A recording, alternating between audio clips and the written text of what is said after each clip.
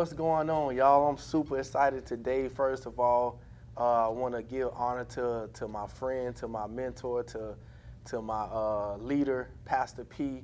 Thank you for opening up the temple for us today at Transformation Bible Vision Ministries. Man, today we're going to have a conversation about growing into manhood, and we're going to be covering about family, faith, and community. So with me today, I got my nephew, Isreal, and I got my brother-in-law, Isreal. So I'm super excited to get into this conversation. So I'm gonna let them introduce themselves so they can know, so y'all can know who they are, and then I introduce myself, and then we just gonna have a relaxed conversation and get into some things. And I know today's conversation is going to impact men, women, and families. So with that being said, yeah, well, I'm gonna call them Busy. That's what we call them, and we call this one Fat Daddy. So we gonna keep it super raw and super real today. So Busy, just let them know who you is, man, a little bit about yourself, and your age and all of that stuff like that. I'm Busy, 23 years old, born and raised up here in Gainesville, Florida. I attended PK Young, kindergarten through 12th grade, graduated. About myself, I just say I'm a student of life. I love learning, and yeah. Cool. The man. Hey, I'm Fat Daddy, Isreal Wilcox Sr., 49 years old, about to turn 50 in July. Yeah. But just enjoying getting old, everything comes along with it. I've been a good leader in Gainesville since I've been here. I'm in the community, doing stuff with kids, coaching, mentoring. I've been doing it for years, and I enjoy it. I feel like that's where all my blessings coming from. So I just enjoy it. I work at Shands. I've been out to Shands for 25, 26 years. And just a good, strong family man in the community. Yeah, absolutely. As most of y'all know, I'm Lion. I'm a minister here at Transformation Bible Visions Ministries. Born and raised here in Gainesville. I'm 30 years old. I have a 9-year-old daughter, and my trade and background is construction and maintenance. Gainesville is my home. Also, like them too, mentoring young boys is something that's super big to me because of the path I grew up. I know Busy had the privilege of growing up in the home with his brothers and sisters and his father. For me, my father was absent, so my passion for pouring back into the youth comes from basically that place of pain. But family, faith, and community is something that's big to me because I feel like it's kind of the mold of what walking into manhood is about. So with that being said, man, let's get into family. A role as a brother. So Busy growing up, being the oldest of the brothers. Just what was that experience like? We gotta give him the mic. Yeah, there you go. I love the experience of being an older brother, because you always had to lead by example. Mm-hmm. And I was already a natural leader. That's one thing my dad always taught me, was to be a natural born leader. So, I loved everything about it. Spending time with my little brother, trying to get him into things that I like sports, and it worked. He followed in my footsteps. Actually, both of my little brothers, I'm forgetting about my baby brother that's growing up now. But, I loved everything about it, and I'm still learning, too, about being a big brother, because I'm trying to be the best big brother I can be for them, So a lot of it, though, for me was just to lead by example, set the way for them, show them right from wrong,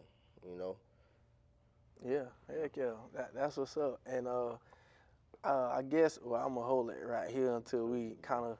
But yeah, so with that being said, what traits did you see in your father, or because you said set an example, so I'm pretty sure setting an example, you had to first see one to even know what it kind of looks like. So what were some things that you was able to look at your dad's model and be like, man, those are some characteristics or qualities that I want to adapt for myself. And so how did that shape you being an older brother, but also how did it shape your individual life as well with coming up in school? Of course, you played football, very good athlete. So being around other young boys that probably didn't have that role model, how did that shape like your path, and how did you stay consistent with, just pursuing after that example that you seen? So I say a characteristic that I, seen and learned from him was just the gravitational pull he had on everyone. Like, he was a real people's person. He knew how to talk well to people, and people would respond to that, and they'd open up to him. They'd tell him things that, they never told anyone, people that they were closer to as well. So I just say trying to, what I'm trying to say. Thinking of word I'm trying to. I say I was just trying to match, that energy. Be a sponge for people to come and express, how they was feeling and whatnot. School wise, trying to think of what was your second. Just basically how his characteristics that you seen, Mm. how did that shape you as an older brother, and then how did it shape you as basically a teammate, to where other guys you was around probably didn't have that same model. Okay, Like, how did it make you move in those different settings? Yeah. So also too, I say just being supportive. My dad was real supportive, so when it came to being a brother or being a good teammate, I tried to be a good teammate or a good brother, being supportive, and also pushing them. One thing my dad always pushed me to do my best, whether it was sports or whether it was just in life. He always pushed me to do my best and be my best. So I always did that with, my teammates and my little brothers. I always pushed them to be better than everyone. So that's another characteristic that he installed in me from a little age, and I think it helped shape, how I came up and my ideas on what it was to be a big brother or a good teammate. Yeah, heck yeah. Okay. Yeah, that. In fact, that is so. Okay, when you realize, because Busy was your first son, so, but at this point, Tasia was already on the scene. So knowing, dang, I'm finna have a son, my first son. Yeah. What changed? What, knowing that information? One, did something change in you? What changed? And how did having Busy, just create this new path or this new version of who you was going to become? Oh well, it changed me big time. Because I went to school, I went to some college, I did some college, but I was back and before, I still had friends that was home, we call it in the streets, we're gonna keep it real. I was in the streets, I was challenging life, good and bad. I was challenging life, a lot of bad and some good, and it didn't have to, because I always had good, strong family support, but that was just some of the things that I chose to do. I was more of a medium guy, like sometimes I lead, sometimes I follow. Yeah. But, when I had my son, my first son, Junior, it changed me instantly. I was like, okay, I'm going to show him all good. I'm going to show him all leadership. And I always used to tell him, even especially when he was younger, he saved me. He saved my life. He saved my future, through God, because God blessed him to be here in my life. But it changed me, just because I know I had to be here for him. I didn't want to be locked up. I definitely didn't want to be in no grave or nothing from choosing the streets and losing my life that way.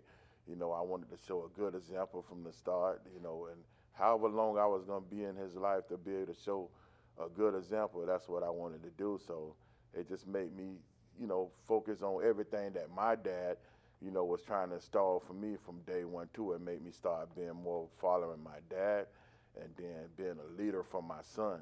So it still was a medium. I was following the right person, and then I was being a leader for the right person. So it changed me instantly, for us making sure I had a job, focusing on gaining stability right off the bat.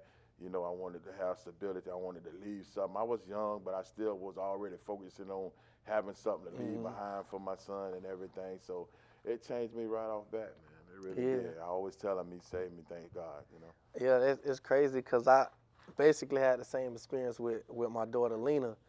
Because before her, it wasn't like it wasn't that I was on this destructive path or I'm really indulging in stuff that was going to just destroy my life. But it was that I didn't have no sense of awareness of where I actually wanted to go. Right. Because I didn't have nobody depending on me at that time. It was just me. Right. So I was blowing money. If we being real, it was Jordans, Levi jeans, and running through women. So I was doing construction at the time. So it's, you getting this money. I was getting paid weekly too, so they coming in. Right. And I'm just spending it out. Ain't nothing to, And when I had her, when I was aware that, okay, I got a kid coming into this world, I thought about what I didn't have. Right. And I said, man, I'm not going to use this as a excuse to be to do to her what was done to me. I'm going to use it as a reason to actually be a good father. Right. And from that moment, I started thinking about future. So if it wasn't for her, like your story too, right, man, I don't know if I would be on this couch right now having this conversation with y'all, right, because she gave me a sense of purpose of knowing like, man, one day you gonna be 30, which I am today. One day you gonna be 40. So exactly. What are you gonna do to make sure that her life is better than the life that you experienced? Yeah. So so saving, so really just showing the power of family. Yeah.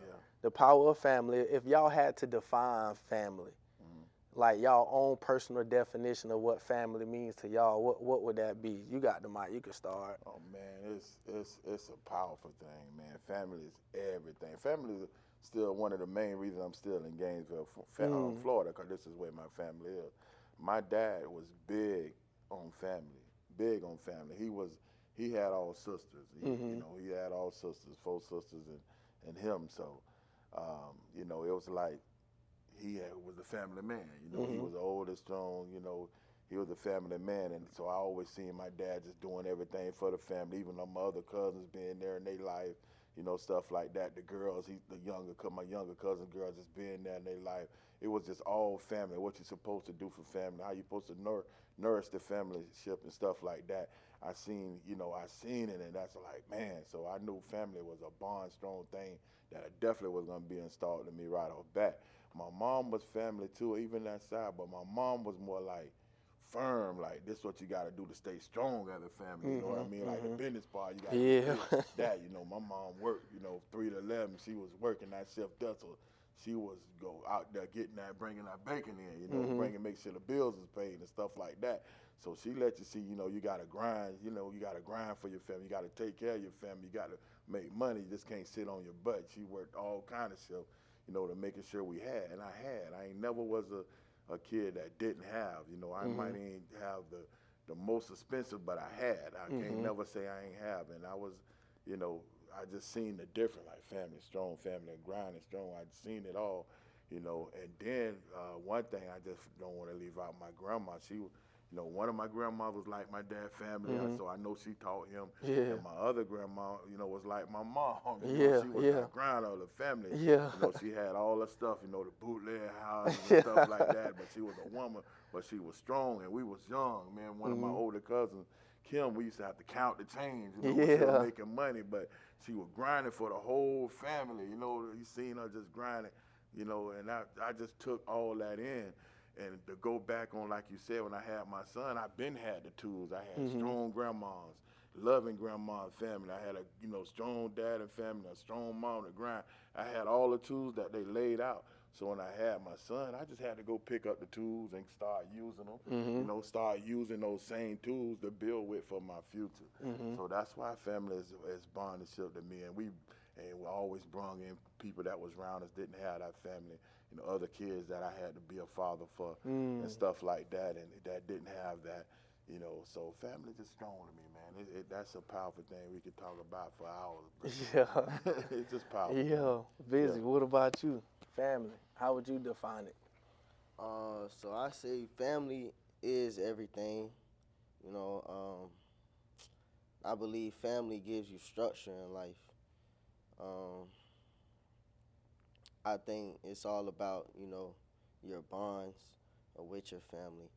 Because some people, are not close with their family, but they found another group, that they bonded with, they trust, and they love these guys. So, that became their family. So I think it's more about the bonds you form, and the more stronger those bonds are, the stronger the family, the stronger the structure is. So that's what I think, family is about. And also just being there and loving each other, Yeah. being there for each other.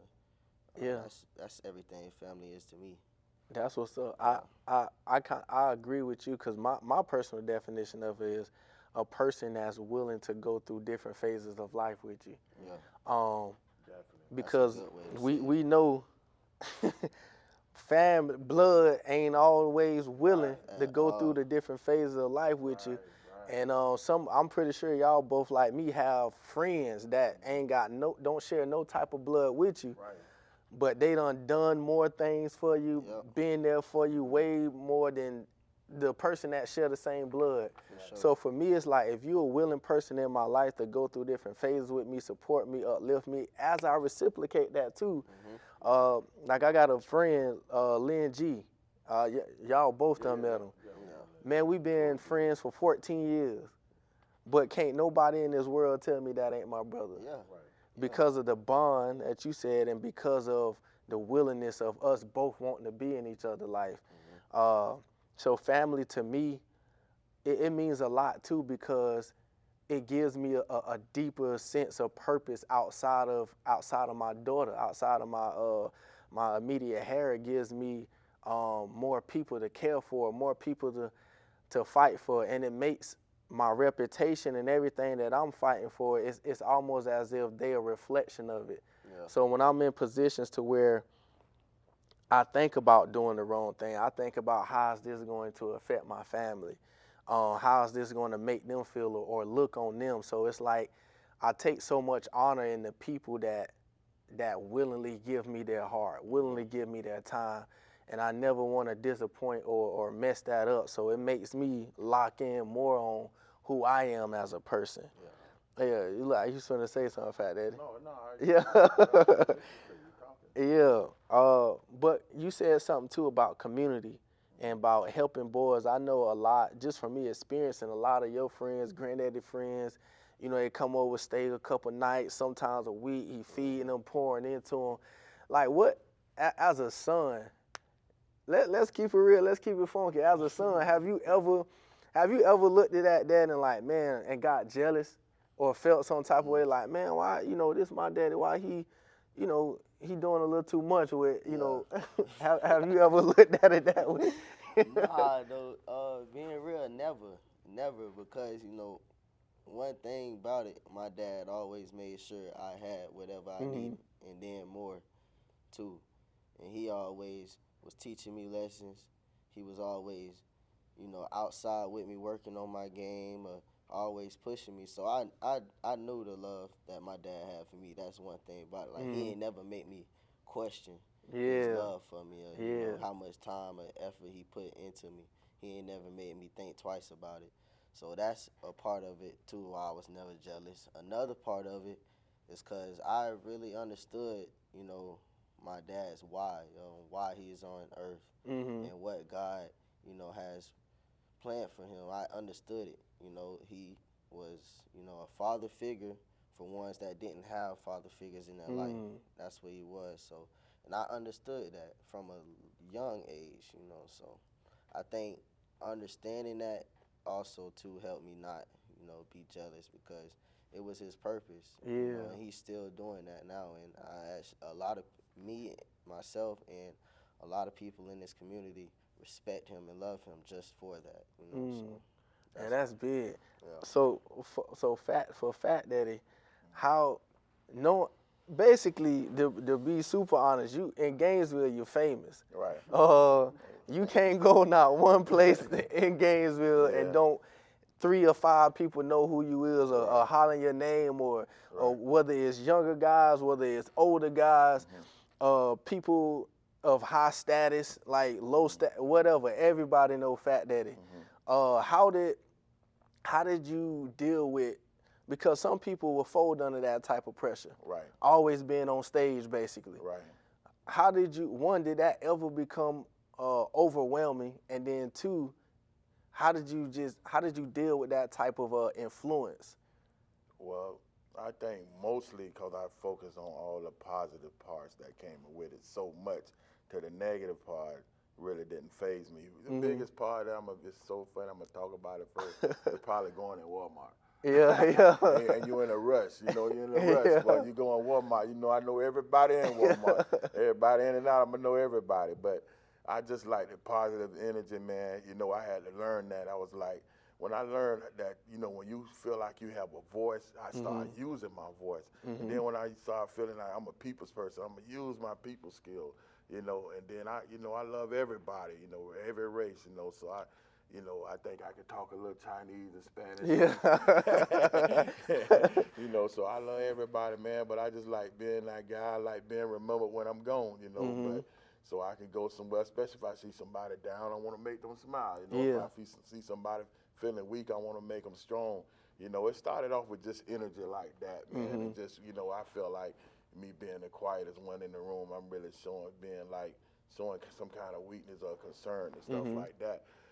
So I knew I had a lot of people looking up to me for as my kids. So I wanted them to just see this strong person that can deal with anybody, deal with any situation, deal with any kind of pressure that's going on, whether it's the heat of the moment, whether it's anger, whether it's happiness, whether it's fear or whatever. I wanted them to show them how to live, in different environments and how to respond, should I say. So that helped me a lot, just being the person I am. So, I know a lot of people, and even when we go out of town, my daughter was like, when I took her to college, Edward Waters, my daughter go to, and they was having move-in day, and I was talking to all the people, and like I do, I be knowing the people. And she like, one of the guys like, you don't be embarrassed? Like, but she said, that's my daddy, do it everywhere you go. Yeah.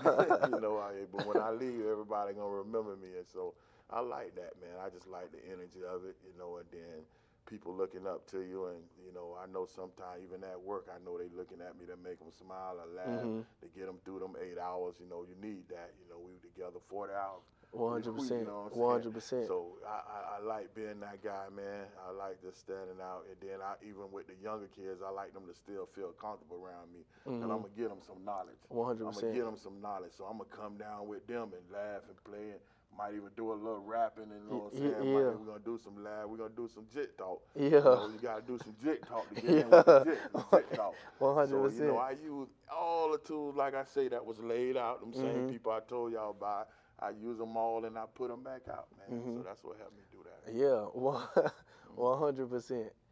100%. So I would say both of y'all, how do you deal with adversity? If you can look back, you said you 49, right? 49 years of life. What was one of the most challenging things that you had to work through? Oh, man. And I'm on all, mainly spiritual, because as men, physically, eventually we strong enough to where physically we'll get through pretty much whatever. Okay. But spiritually, that's a whole nother level of strength I gotta pull from. Oh, man. So I would say spiritually, and that'll roll into faith. What was one of the most challenging things you had to deal with spiritually? Man, to be honest, I'm gonna tell you, it's kind of easy to pinpoint that one after you narrowed it down. Well, because I always knew God. My family is a godly, praying family. I mean, both sides, mom and dad, always had a big praying family, man. To this day, my family, they got a phone 8 o'clock every night on my mom's side doing prayer lines. So we always been a strong in faith in God. But the number one challenge with me, because I'm a good dad too. I'm a good friend and all that stuff. Definitely, you know, wanted the best for my kids and wanted to help them through all their misfits and all the stuff they was going through, negative and positive. I started trying to fix it as man. I'm trying to patch up everything. I'm patching it up as a man. I'm patching it up so much and moving around in circles so much till my biggest challenge was when it got to that point where I couldn't even find myself no more. So I can't find myself, then I definitely can't find a pathway for my kids. And then, you know, God looking down like, look at him. He know me.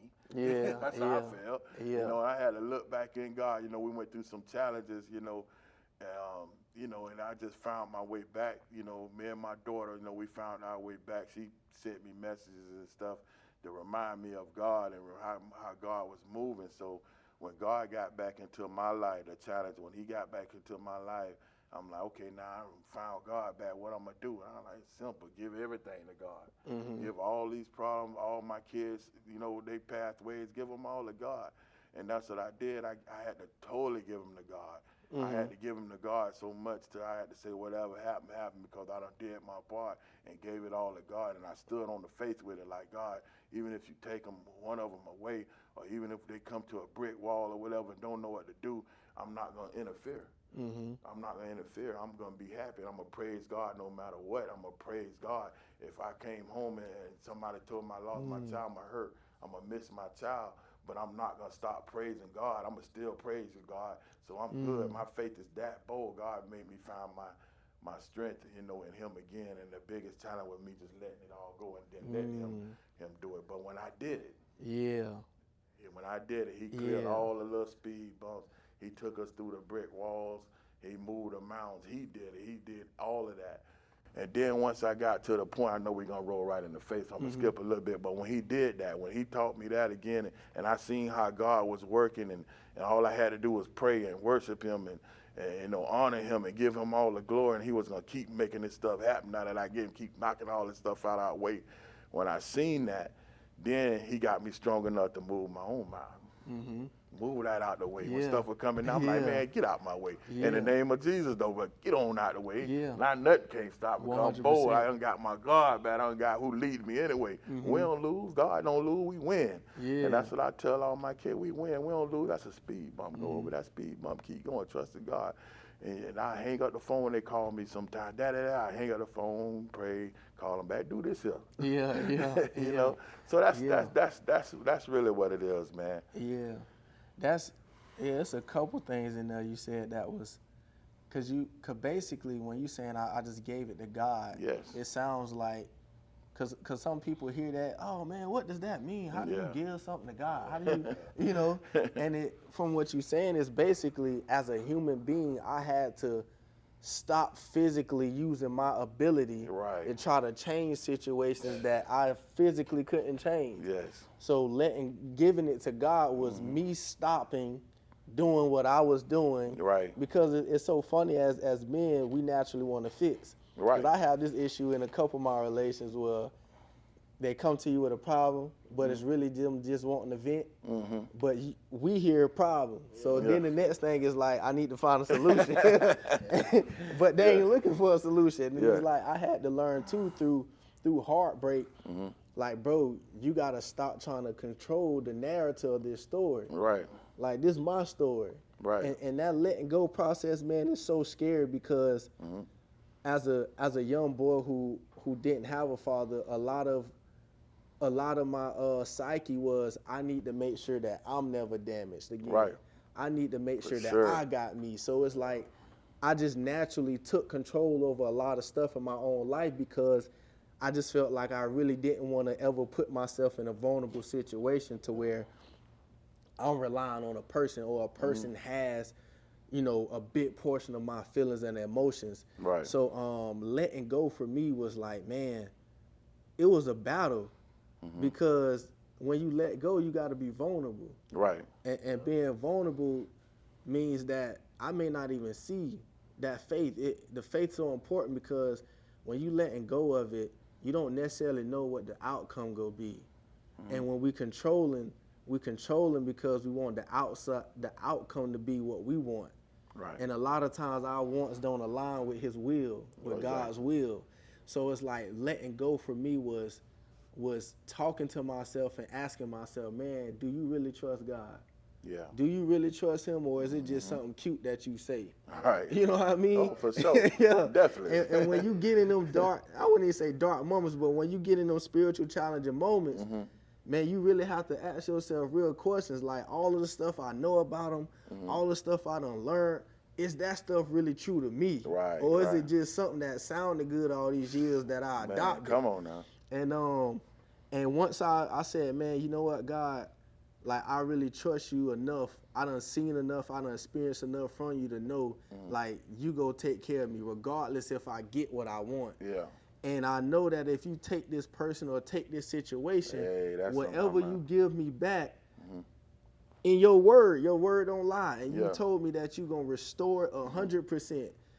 And your restoration is way better than anything that I ever can put together. Yeah. So for people that's watching, man, when you let go or give something to him, that's just you taking your physical hands off it. Right. You taking your physical ability off it. You taking your mind off it and saying, I love you enough. I trust you enough. Do what you gonna do, and I'ma just follow suit. So with you, Busy, what was one of the most challenging things in life for you spiritually? Y'all pretty much summed it up, man, word for word. Like, 'cause I was gonna say, as men, we, it's installed in us, and we taught to always provide and protect. Yeah. So that makes you want, like you said, want to fix everything. You want to come up with a solution for everything, whether it's financially, physically, or spiritually, or emotionally. Like, you just want to fix the problem, and a lot of the times that takes away from us, our faith in God, and to put trust in him and believe in him that he'll fix everything, And I say I was doing the same thing. I was, trying to fix stuff as a man. I got my own family now. I got my own son, so I was trying to fix everything, as a man. And, I just realized, too, my dad made me realize it because he told me that, you can't do that, So I realized that, and I just, was working on my faith again. Also, my little sister helped me, with my faith. She taught me some things that, I thought, she wouldn't be teaching me because she, what age it is, like 18 now?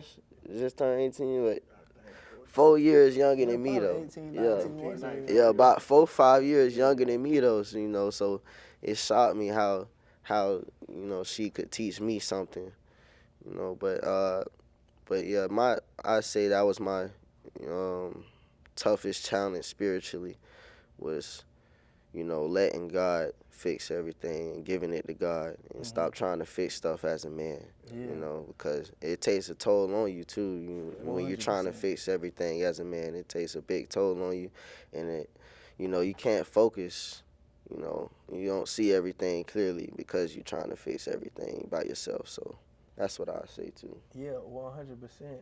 And it's just realizing the small parts of life where it's like Fat Daddy said, I got all these tools, and I believe a part of faith too is relying on his wisdom to let you know what tool to pick up for this situation. Yeah. Right.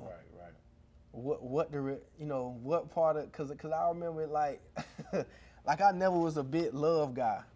Yeah. Didn't receive it. Like my mom had to make me hug Tamitha and Lisa. She had to make me hug her. Like I was just never receiving of it, never giving it. So all my life I kind of just grew up like, I ain't really letting people in. You only go get so far. After that, I don't care what you do for me. That's just, you maxed out with love when it come to me. And man, I finally found the person that allowed me to open up.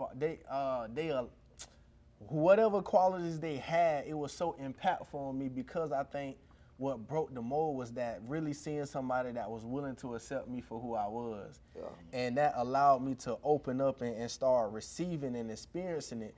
So then it come to this year, 2024, that same person that like opened me up to it turned around and shattered me with heartbreak by leaving and doing something different. So now I'm like, man, it's crazy how I get to a place where I'm so ready for all this stuff, And my first time experiencing love, now my heart hurting. So it's funny, but in that time, like, I had to really seek God because I didn't want to go backwards to the cast hard.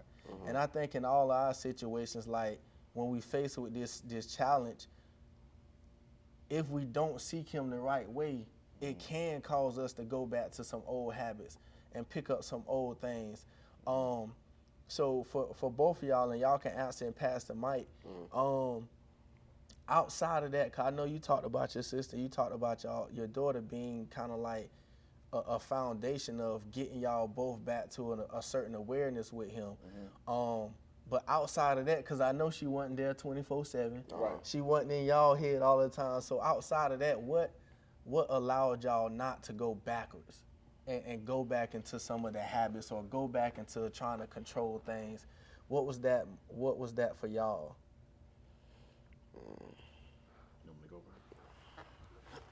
Well, with me, I think, one of the biggest things is, our faith had done kicked all the way in with me. And so faith had done kicked. Once that faith kick in and you really know the meaning of faith, it's like the beginning of it to me, because like praying, you can pray, you can do all this stuff, you can go to church, you can go to Bible study, you can do all that. Yeah. But if you ain't told that faith, you don't have nothing to me. Yes. And I told you, I think I gave you an example. My daughter, she was finding God, but at the same time she was teaching God. I mean, she was teaching His word and didn't even know it. She was like, I was praying to God to bring all us closer, and and I didn't realize He was taking me through some stuff to use it to bring us closer. So she just, crazy. God was using her to identify this stuff, and we was all getting through it together, and bondingship with our family and all the stuff that we done talked about today and God. But then I had done got so strong, like I say, in faith, till I felt like I can move my own mouth in the name of Jesus. But then I gave them an example, this car. God gonna give us this car. Okay, you want me back in your life? He'll go with this a Bentley out there waiting on you. He gave you that Bentley, sitting there. But now you dang, I got a Bentley, but you forget, you ain't praying in no faith. Dang, is this real? This car real? This real what I want? Can I really pray this away? So you ain't got no gas to drive that Bentley. Faith is gas. Faith is moving you forward. That's the gas to your prayer. That's to make them prayers that don't never get answered. As you really believe, like you say, do I really believe this? I know God here, but do I really believe it? Can I really stand on God's word?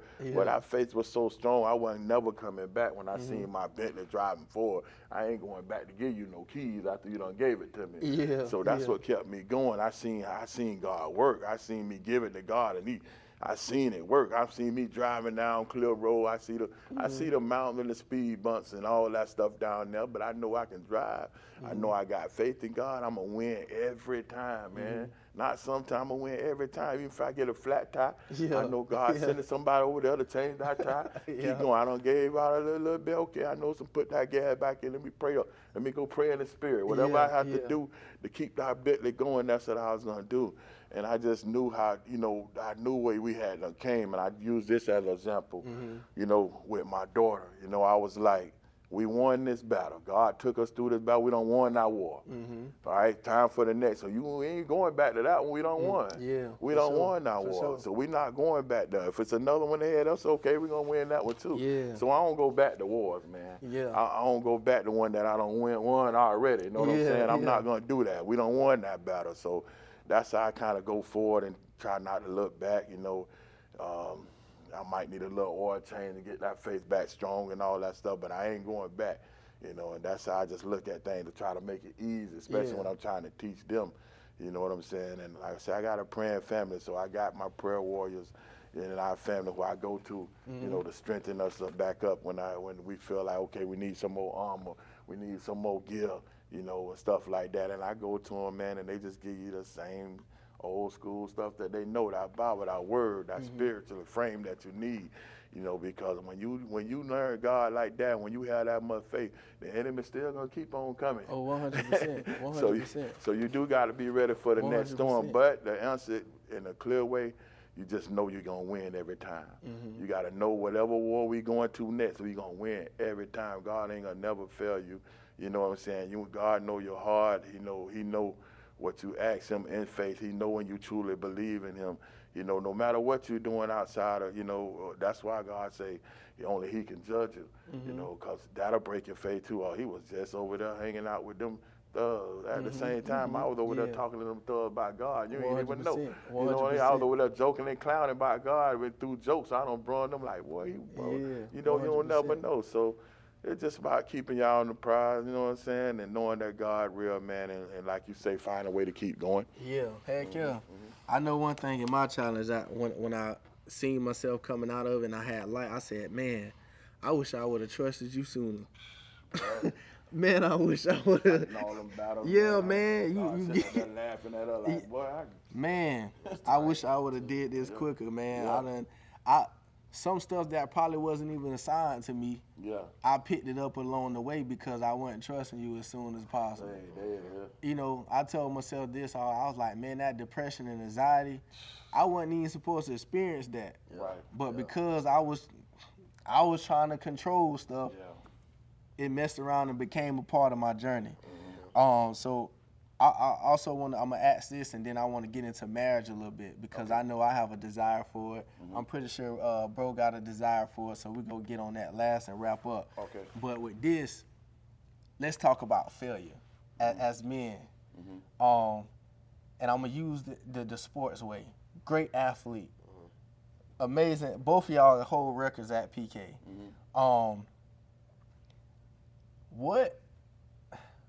What was that journey like when your personal expectations of where you wanted to go, when it didn't happen? Same question. When it didn't happen, because I don't know if you had dreams or goals of like going Division I and touching the NFL and NBA. Like when that became to be a dream that you knew like, oh shoot, I don't really think this go work. What was that journey like, and was it a dark journey? Was it a deep journey of accepting failure? Did you see it as failure? Did you see it as just a different path? Like what was that for y'all? I'll let you start. Yeah, so I actually got, a good experience with that. Because in high school, like you said, I was breaking records. I hold records at PK Young, and I was the talk of the town. I was, everyone knew my name. And everyone had a lot of expectations out of me after high school and whatnot. So after high school, when I did go and try college and went to my little scholarship, everything didn't work out as, was planned. Got injured, a lot of other, compilations. But it was kind of dark. At first, I did look at it as failure. I felt like I let, my family down. Like I said, because I was supposed to lead by example, being the big brother. So, I felt like I let them down at first, that I wasn't showing my siblings, the right way to go about things, So I was down on myself a lot just because of that reason alone. So I did look at it as a failure, and it took me a while to not look at myself like that. And I think when I finally realized, it wasn't failure, but it was just, God telling me that he had something else planned for me. It was because of family. It was because of my grandma talking to me, giving me verses to read.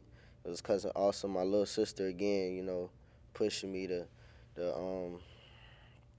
listen to God and, and find his word, because he has a story for everyone, So I was just trying to find mine, and my family helped me continue to, fight, to continue to keep my faith while I was in that dark space.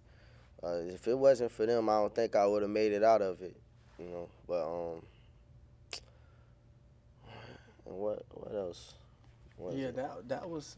Yeah, was it dark, and just basic your experience with it, and did you see it as failure, what you said you did, and you talked about how you got through it. Yeah, So I'm for gonna let him answer. Then I'm gonna ask y'all both a question that's go tie it in. So, Fat Dad, what was that like for you? Yeah, so with me, so I got the top side I got when I came out of school and stuff like that. I was, like you say, we breaking records. That's what we do. We break records at athletes. We break records. But, and then, like I say, I just chose some, different ways and stuff like that to do, and then I had friends, one time I had almost 5 friends that I played with, that's in the NFL. Willie Jackson, Travis McGriff, Robert Baker, Terry Jackson, these boys that I played with. And I hope they hear this because I was better than all of them. I was better than all of them, but here they in the NFL. And, Robert was like my brother, like you say, them brothers. So I remember, me knowing that I was choosing some bad things, but Robert got a better chance to make it. So we like, you can't go with us no more. You know what I mean? You can't go with us no more. So I kind of knew that, but when it came down to why I ain't make it, I was like, I use that as an example now. Like you say, God got his own story, and I was like, they did everything right. They got their grades, they worked hard, you know what I mean? I wasn't going to run in no sun and all that stuff. I wasn't doing that. But they did that. They worked hard, all of them. They did. They worked hard. They was training and they was getting their grades and they stayed out of trouble and they kept their eye on that prize for them, to make it, and they did all that. So I use that to my kids. If this is what you want to do, if you really want to play on the next level, you got to do these things, or you got to find another path. If you want to do it for fun, or you want to just go play for fun, then that's different. That's different. But if you want to get to some of the levels, play for college and D1 and go to have a chance to go to the NFL, which is not a high percentage, but at the same time, I use that stuff. If I didn't go through it, I can't use that stuff. I can't really say why I ain't making and stuff like that. I look at all the stuff, and then I end up, with a beautiful wife, beautiful kids. I own my house. You know what I mean? I own most of the stuff I got. I got a good job, and I'm living a beautiful life, so I don't regret nothing I've been through. I just had to go again. I had to go back and look at. I already had this. I already had my tools and stuff to live a good, beautiful life. And the number one thing that me and my friend Paul always talk about, and we build it around our friends and family, is joy. 3-letter words, joy. The number one thing the devil try to steal is your joy. And I've been living off of joy. I already had joy. With rich, poor, whatever, it don't matter. I always had joy. And that's what I live off now, my joy and faith, man. So, that's the biggest thing about it. Gotcha. Yeah. And both of y'all have coached. I know you told me you currently coaching. Yeah. I know you still working with Monte, your youngest son. What do y'all instill into these kids to where their identity don't become the sport? What else? I'll go first. Yeah, okay. So, again, like I said, I done had other kids that I done been there for. So, me dealing with probably about maybe I could say over probably 8 kids that trying to push them to the next level to play on the college level and wherever their career lead them at.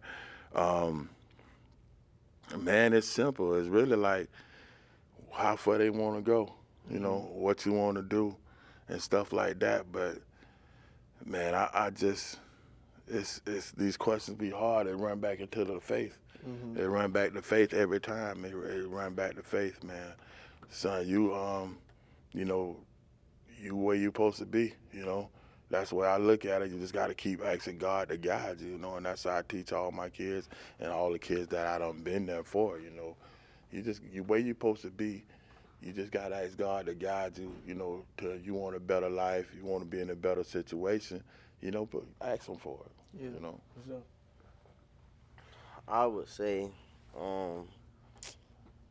besides sports, find something you enjoy doing in life, and I say, do your best to find your purpose in life, because that's also another thing that helped me out of my dark place was finding my purpose, and my purpose now is mentoring these kids, being a coach, being a leader, a role model to them, so I think that I found my purpose, so now I'm going to run with it, and I'm going to do it to the best of my ability, and You know, with my kids now, my little 7th grade team that I coach, I just try to tell them, you know, to be confident in life too, not just on the court, but in life. Be confident. It'll go a long way.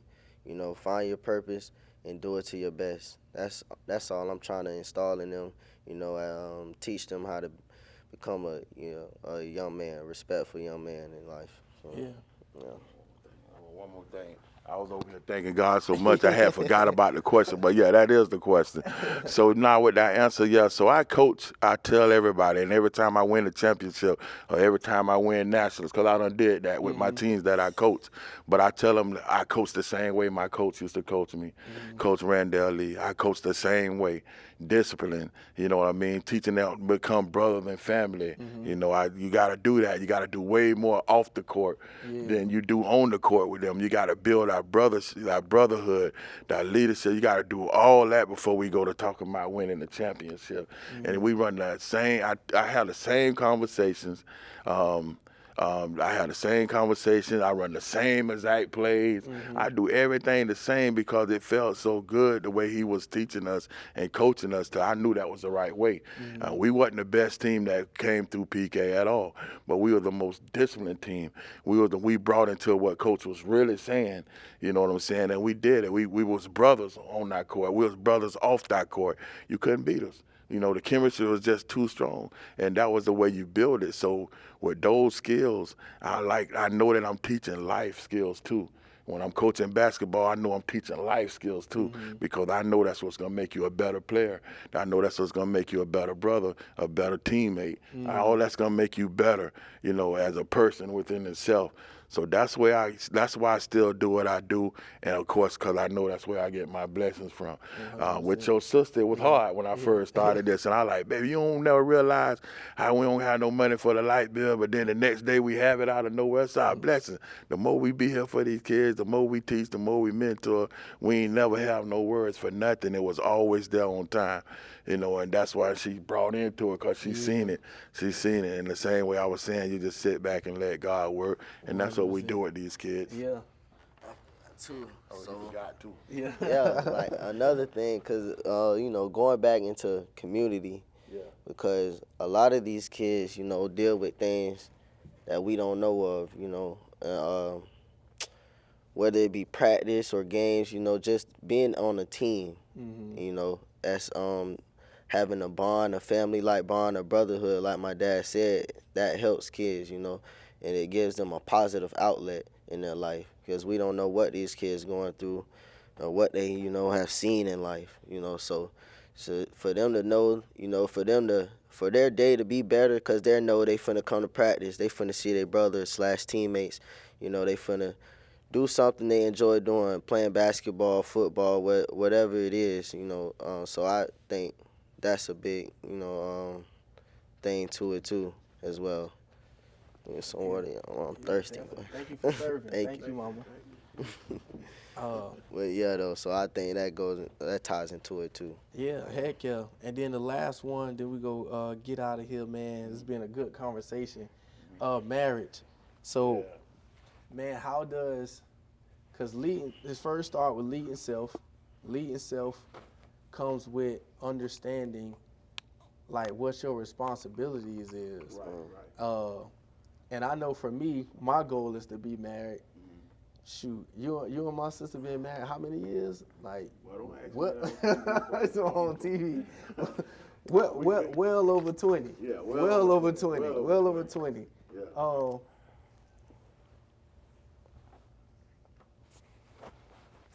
Well over 20. Yeah. 19.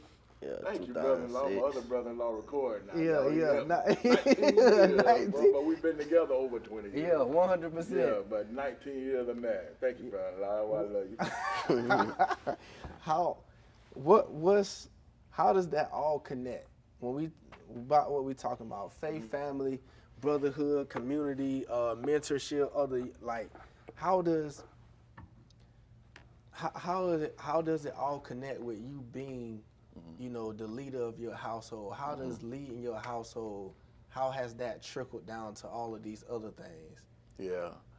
Well, First of all, if I wasn't leading my house, my auntie them, man, they don't play about that, boy. My auntie them, boy, you better be the man of the house, better lead the house. You know, mom too, mom and dad, you know, I'm going to lead the house. I'm going to be the man. I mean, you know, but like you say, I got to be a praying man too. I got to get it. God give me the tools to lead my house. That's first of all. But the marriage, you know, marriage always a challenge, man. You know, I used to say I wouldn't get married as a young man, but nowadays I get married if I'm 18, boy, because it take a good teammate. But when I felt like I found the right one to marry, I had to find out who was, you know, that she was my best friend.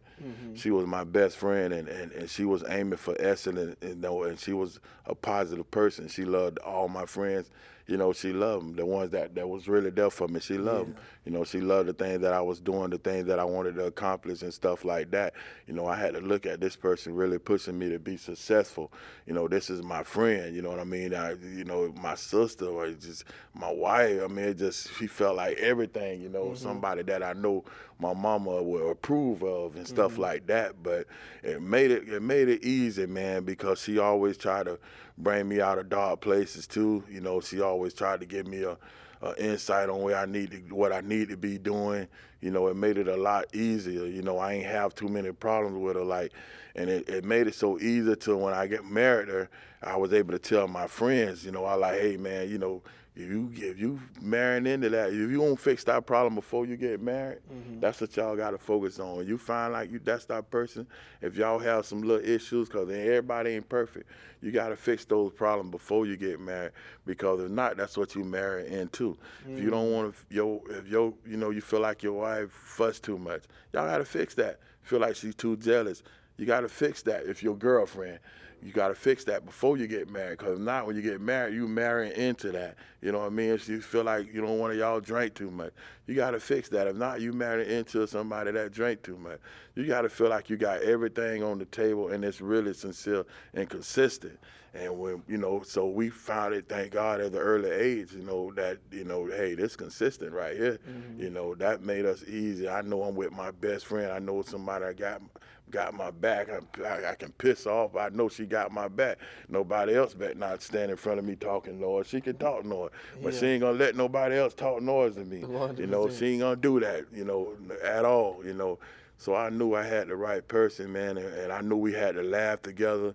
I knew we had to cry together. I know we had to go through the mud together, you know, everything. You know, I just felt like, you know, this make it easy. And then she see I'm a peaceful person, so she, you know, she loving everything about it. You know, when she come in, you know, you're going to see a big smile. She going to take you in with all the tools that I laid on the table. She going to help build with it and just make life easier, man. So, you know, with y'all, you know, y'all seeking marriage, you already put it in place. You hear the stuff I'm saying, but then you see the stuff that's around you. And that's what you got to say. Well, you know, she look good, and this girl look good, and this girl look good. You know, like some of my friends, I have to tell them because, but who going to be there when you sick? Who going to be there if you lose all your money? You lose all your health. You get a little better. I ain't always had this. I had a six-pack. Yeah. You know, I had an old body. I was best body. I won best body in high school. Yeah. But who gonna be with you? You get a little gut on you, you know, you start moving a little slower. She's still gonna be with me. And that's what God blessed me with, man. You know, and now, is it perfect? No, ain't nothing gonna be perfect, but we got a perfect God that can get you through anything. Yes. You know what I'm saying? So you could take some stuff and give it to God, and all of your stuff that's wrong you can fix it, but fix it before you get married, you know, and let the person that I feel like anyone should choose to marry, they got to feel like it was God chosen too. You got to feel like it was God, so God sent me this person, and that y'all building off of that, you know, y'all building off of that, whatever comes along with it, even when the enemy step in front, because we young. I'm still young. You know, the peer pressure's still going to be there. It's still going to be life out there that you got to live. But if you stand on God, you'll get through those, you know, everything we don't talk about. If you stand through your faith, you know, even when you go through those bumpy roads and them pathways with all them limbs and stuff, and know that He going to clear the path no matter what, you can do it, you know. Love, happy, and joy, and definitely God will get you a perfect marriage, man. Yeah. You ready to get married now? Oh After that yeah, speech? yeah. Busy. So seeing your mom and dad being married, all your life, seeing their example, stuff they went through and all of that stuff, the character of your mom, character of your dad, how has their example shaped, your perspective of relationships? Yeah, so I was just about to say, I had a good example, to look at and learn from, when it come down to marriage. So it really shaped my perspective to, think, of course, marriage is a challenge, but when you do find the one that's right for you, it's a blessing, and it's also a cheat code in life, I feel like, because now it's two people, but you're really in one, though, and you working towards the same goals. You have the same plans, the same dreams. It's basically just being on the same page with one another. And you're not going to always be on the same page. So when you're not, though, you just know how to talk, communicate, compromise to where y'all back on the same page. Yeah, I think it's a cheat code, to get, to where you want in life easier, faster, some of the challenges you'll be going through, it'll be a little less stressing because you have your favorite person, by your side going through the same thing that you're going through, and they helping you through it, So I think marriage is a cheat code in life. Yeah, that's what's up. I think I got from that was two people being willing to never quit. Yeah. Two people being willing to never quit. Ain't quit, man. Yeah, that's what's up. Man, this was amazing. I hate to go, but I got to. Yeah. Man, this was amazing. It might be a part 2. We got to do another one for sure. That's all I was going to say. I think part 2 going to look like the whole Wilcox family up here, man. This is really good. But, man, if y'all loved it, what y'all hear, please listen to this, share it, put it out there. Again, this is Lion, this is Isreal Jr., Isreal Sr., coming from Transformation Bible Vision Ministries. We have service here every Sunday, 11:20 a.m., where we have a variety of speakers, variety of God-filled people that's willing and wanting to just give you straight knowledge about family, faith, and community, because we understand from the conversation today, everything drives from and centers around that faith. And that faith is in our Lord and our Savior. So thank y'all for tuning in. With that, we say good night, good evening, good morning, wherever you at across the world. Peace.